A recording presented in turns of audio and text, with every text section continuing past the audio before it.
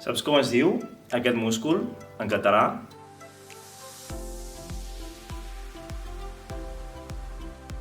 Avui t'ensenyarem una sèrie d'exercicis que pots fer per aprendre a muscular-lo. I recorda, el múscul més important és la llengua. Si vols entrenar correctament en català, mira aquest vídeo.